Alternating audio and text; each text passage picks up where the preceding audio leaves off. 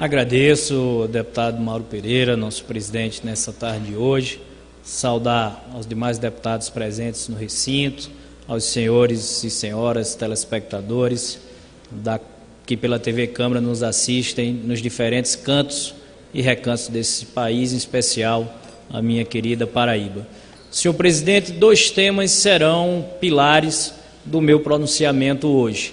A questão dos fundos de pensão, que estamos diante de uma discussão muito importante que se avizinha nessa casa, provavelmente na semana que vem e na vindoura estaremos destinados a debater esse tema, uma nova gestão e governança dos fundos de pensão, que são um sustentáculo importante dos investimentos na nossa economia, mas principalmente eles têm uma função determinante em garantir o futuro de trabalhadores, o futuro das famílias. São mais de 500 mil famílias nesse país diretamente vinculadas aos fundos de pensão, ou seja, um universo aí que se aproxima de quase 2 milhões de pessoas ligadas direta e indiretamente, e isso tem uma representatividade muito forte dentro do cenário político atual, em virtude do déficit a que esses fundos estão submetidos, ultrapassam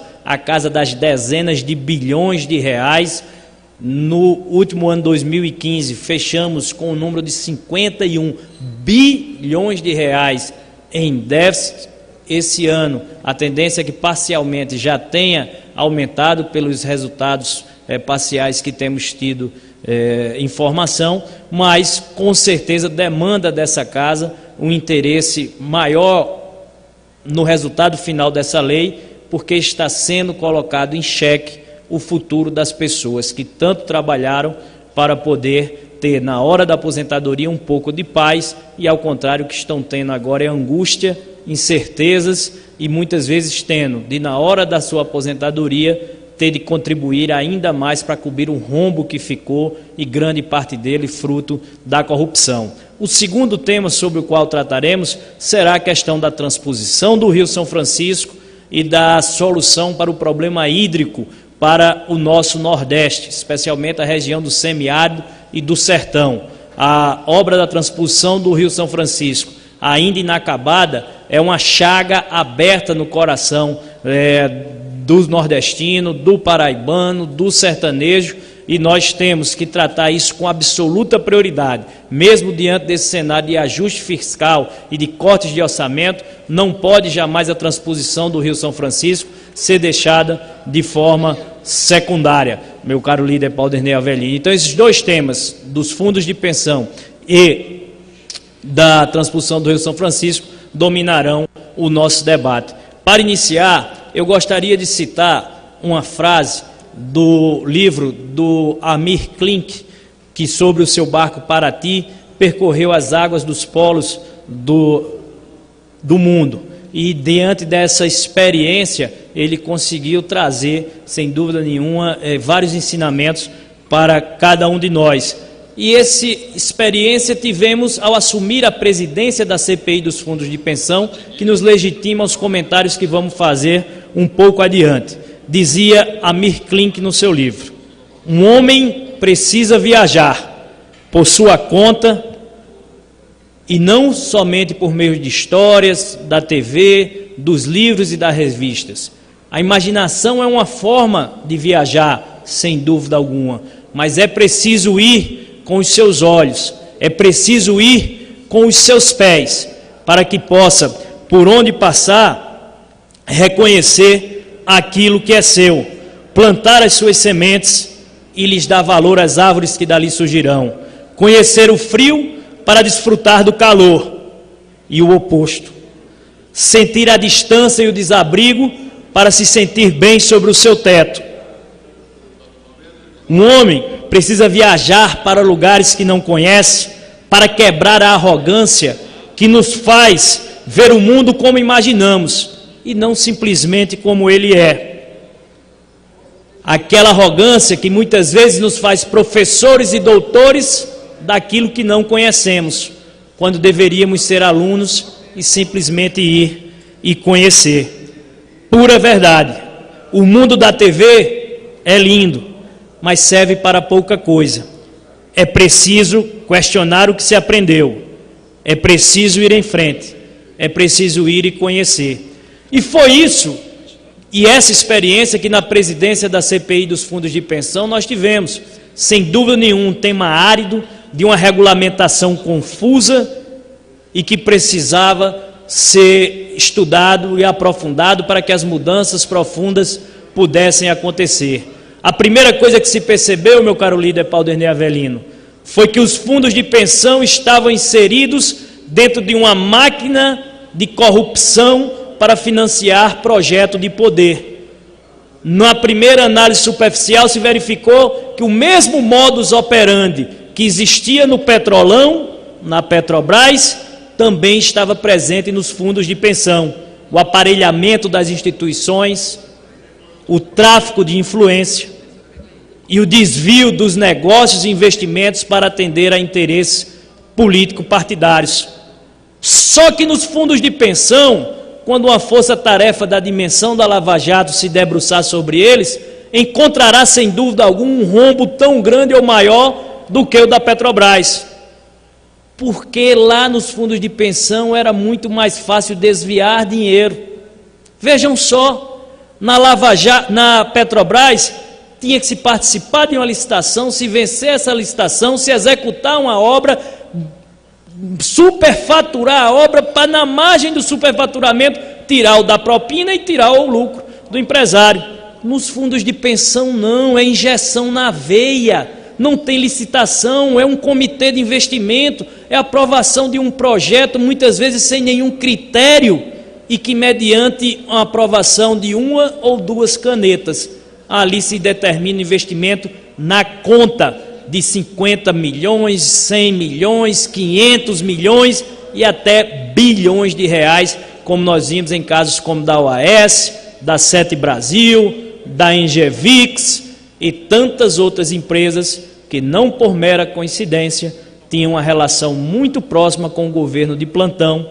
Essa relação muito próxima também estava nos presidentes do fundo de pensão, dos quais, dos 4 fundos investigados, 3 eram filiados, eram militantes do Partido dos Trabalhadores, e sem dúvida nenhuma, com o ex-tesoureiro João Vacari Neto fazendo esse elo de ligação, ficou muito fácil esse tráfico de influência, que foi um dos grandes responsáveis por esse déficit que aconteceu. Abro o espaço para a parte do deputado Paulderney Avelino, meu líder dos democratas, com muito orgulho. Meu caro deputado Efraim Filho, eu ouço Vossa Excelência com muita atenção e respeito, porque Vossa Excelência, deputado Efraim, além de ser primeiro vice-líder do nosso partido, Vossa Excelência foi presidente da CPI dos fundos de pensão.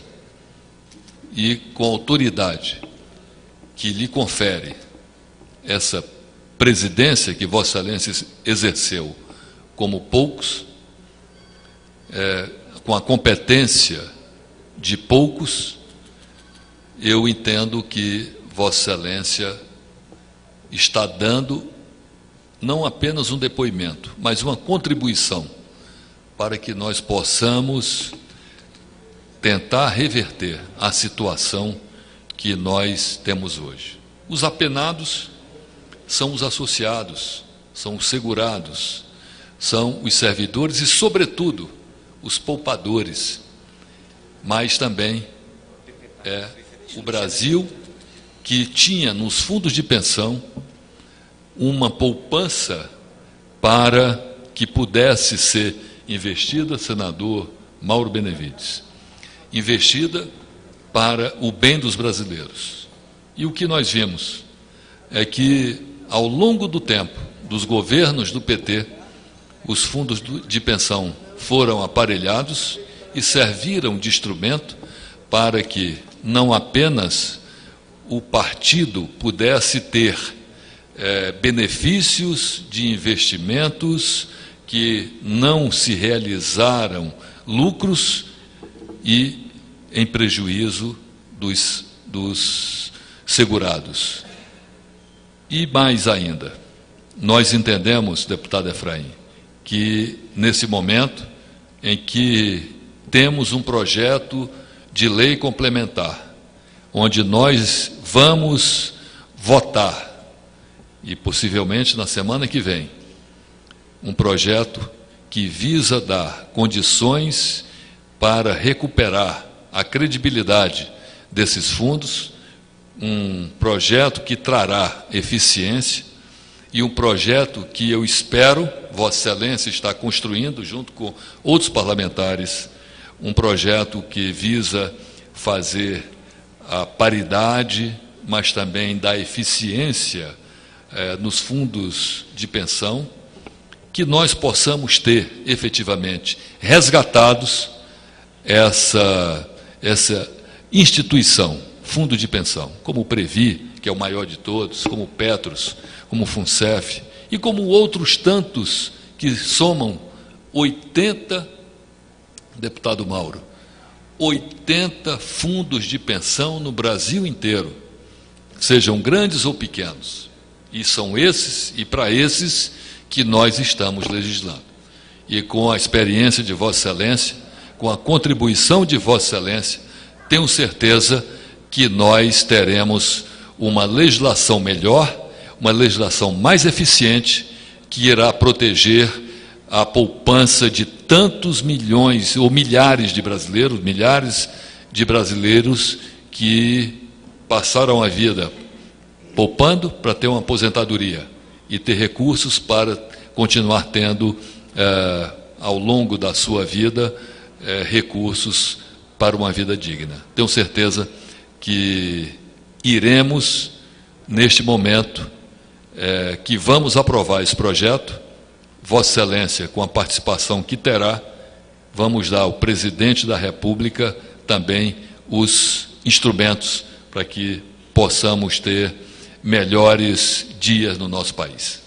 Agradeço a sua participação, acolho o seu à parte e existem gestos que valem mais do que palavras, mais que o seu discurso, a sua presença e o seu gesto de apoio sempre contínuo durante essa nossa caminhada aqui na Câmara dos Deputados, você que é um dos parlamentares mais experientes da nossa bancada e sempre me guiando, pautado pelos aqueles ensinamentos e orientações que recebemos do nosso líder. Então, esse gesto da sua presença aqui no dia de hoje, muito nos fortalece, meu caro deputado Paulderney Avelino, e passo a parte para o deputado Mauro. Deputado Efraim, a exemplo do novo deputado Paulderney Avelino, desejo também prestar a minha solidariedade a essa temática que Vossa Excelência traz à colação nesse instante. Esperamos que já dentro de breves dias, na próxima semana, como foi arbitrado aqui pelo nosso líder, Paulderney, nós temos condições de decidir sobre uma matéria que é de inquestionável relevância para o povo brasileiro. Cumprimento Vossa Excelência pela iniciativa e pelo tema que traz a discussão nesse momento. Meu estimado deputado Mauro Benevides, igualmente acolho e integro a sua participação ao meu pronunciamento e retomo o raciocínio dizendo que, até por ser um deputado de uma nova geração, com 37 anos, acredito que há ainda mais legitimidade para cuidar da figura daqueles que são os aposentados, os pensionistas, as viúvas e os trabalhadores de hoje que serão os aposentados de amanhã. E é preciso cuidar desse futuro, é preciso cuidar da família dessas pessoas. E é por isso que esse novo projeto de governança e gestão dos fundos de pensão, ele é um projeto estruturante para o país, e é pensando nesse sentido, e fruto da experiência que tivemos de passar 8 meses debruçados sobre esse tema, que estamos conseguindo contribuir com o texto que já veio do Senado, mas que ainda há muito a ser aperfeiçoado pela nossa experiência. Principalmente, para não adentrar aqui em detalhes micro, questão da transparência, da eficácia e da segurança dos investimentos. Por isso que o modelo que existe hoje tem que ser mantida, a questão da paridade, é uma questão conceitual, entender que os aposentados são donos da metade do dinheiro e jamais se poderá entender que eles devem ter essa participação reduzida, de forma alguma. Essa paridade na gestão do dia a dia do fundo tem de existir.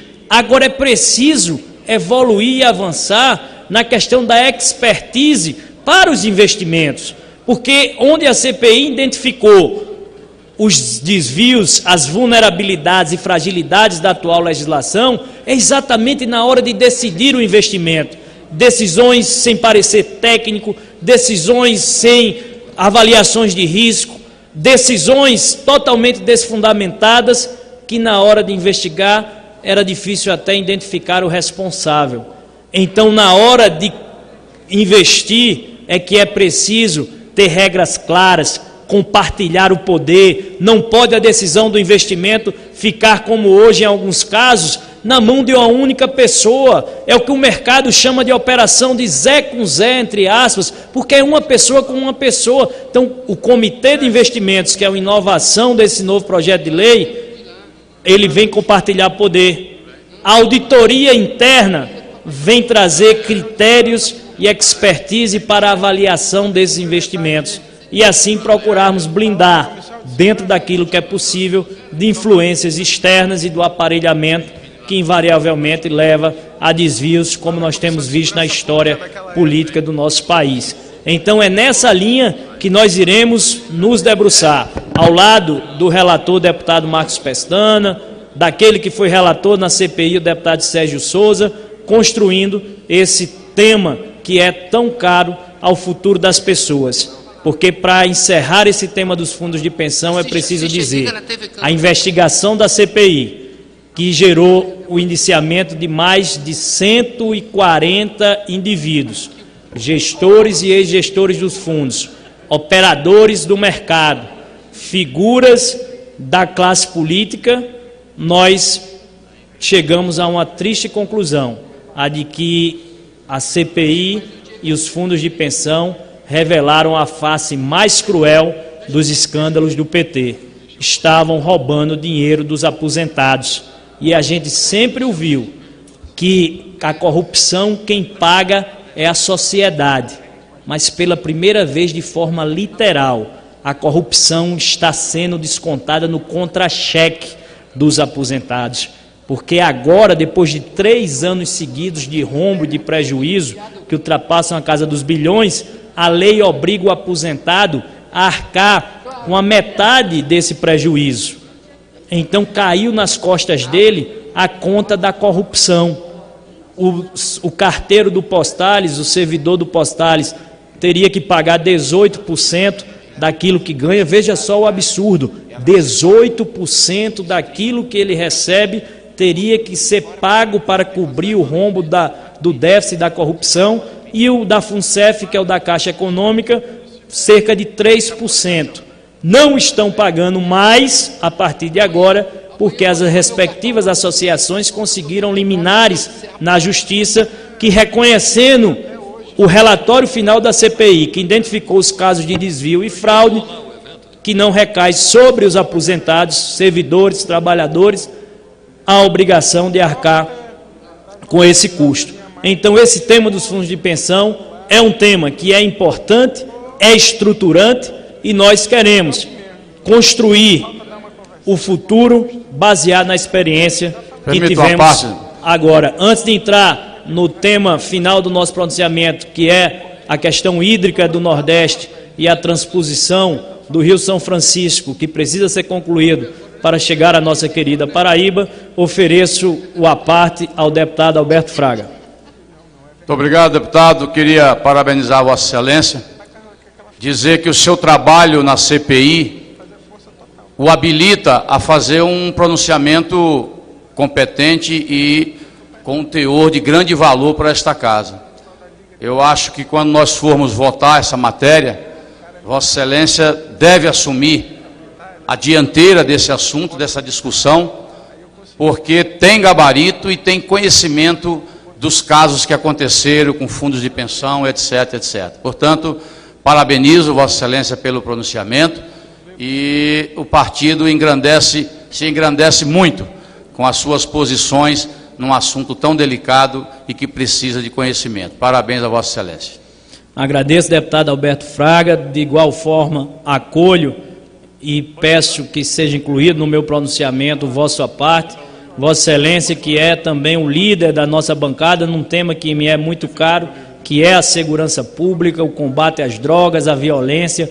Temos hoje uma sociedade que é refém do medo, é refém do crime, e essa sua voz firme e contundente no combate à violência e em favor da segurança pública e da vida é sempre uma orientação importante do nosso posicionamento democratas nesses temas. Obrigado. Então, presidente, seguindo o raciocínio, me permita concluir esse pronunciamento falando do tema da conclusão da transposição do Rio São Francisco. É inadmissível que no Brasil do século XXI, aonde temos tecnologia para extrair do fundo do oceano, lá no pré-sal, petróleo, não tenhamos a capacidade de entregar água na superfície ao irmão sertanejo que está morrendo de sede. E a transposição não foi concluída por falta de vontade política, porque para os estádios da Copa do Mundo houve urgência, emergência, não faltou dinheiro nem disposição.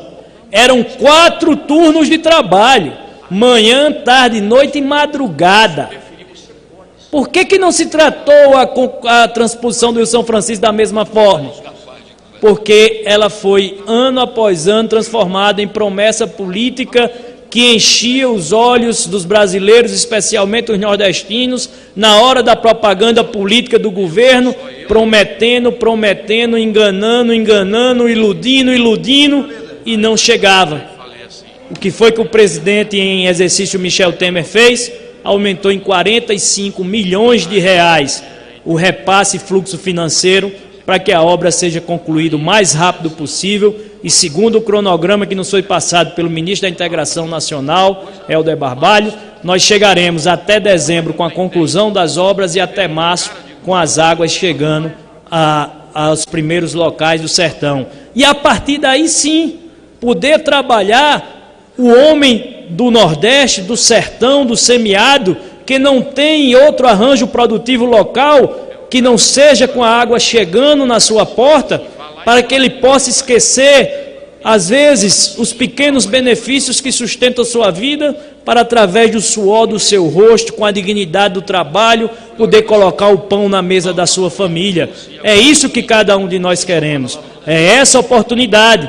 E para complementar essa ação, mais uma boa notícia essa semana, a medida provisória que gera o perdão da dívida dos pequenos agricultores do Nordeste e também a renegociação daqueles que estão em volumes maiores. Então, até R$10 mil, o pequeno agricultor terá sua dívida perdoada, em regra. Aqueles que são maiores terão condições amplas e facilitadas de renegociação, porque não adiantaria chegar a água sem ter crédito para esse agricultor, porque nós enfrentamos a seca mais rigorosa dos últimos 50 anos. A produção agrícola foi comprometida, o rebanho está dizimado, o colapso no abastecimento de água afetou a água de beber das famílias. Nós não estamos falando mais água para plantar e para criar animais, a água de beber é na zona urbana, as casas são abastecidas por carro-pipa, porque nas torneiras já não existe mais nada. Um problema que era da zona rural chegou à zona urbana. As carcaças dos animais enfileiram nas estradas empoeiradas do sertão. É esse cenário que a bênção da água e a transposição do Rio São Francisco como principal instrumento poderá viabilizar para o nosso querido sertão, para a nossa querida e estimada Paraíba. Então, senhor presidente, nesse pronunciamento do grande expediente de hoje, que nesse meu 3º mandato, fruto já de uma carreira de serviços prestados à Paraíba, fazia pouco eu, para encerrar, uma prestação de contas no meu gabinete. Já chegamos em investimentos destinados à Paraíba a mais de R$100 milhões, pulverizados em diversas cidades, ações de saneamento, hídrica, construção de casas, pavimentação de ruas, infraestrutura urbana, aquisição de ônibus escolares, ginásios esportivos, tantas e tantas demandas importantes da população que para nós chegou. E esse recado para o amanhã, tratar dos fundos de pensão, é aquilo que eu mais... E só para concluir, é aquilo que eu mais desejo, me dedicar a esses temas que são importantes também para um legislador. A busca de emendas, recursos e investimentos que gerem emprego, renda e oportunidade para a nossa terra é um dos pilares da ação do parlamentar, sem dúvida alguma. E essa missão tenho cumprido, como, por exemplo, os 20 milhões de reais para o Hospital de Traumas Metropolitano, a maior emenda em política pública de saúde de qualquer parlamentar da Paraíba, foi de autoria desse deputado Efraim Filho. Mas inserir também a Paraíba na discussão dos grandes temas nacionais, como ser voz condutora do debate na nova governança dos fundos de pensão, que melhora a vida dos aposentados brasileiros tão sofridos, é sem dúvida nenhuma uma forma de prestar serviço à Paraíba e ao Brasil. Agradeço a tolerância de Vossa Excelência e a atenção dos demais pares, deputados e deputadas que nos acompanham aqui e pela TV. Muito obrigado, deputado Efraim Filho, e parabenizar pelo trabalho realizado, que valoriza e orgulha essa casa.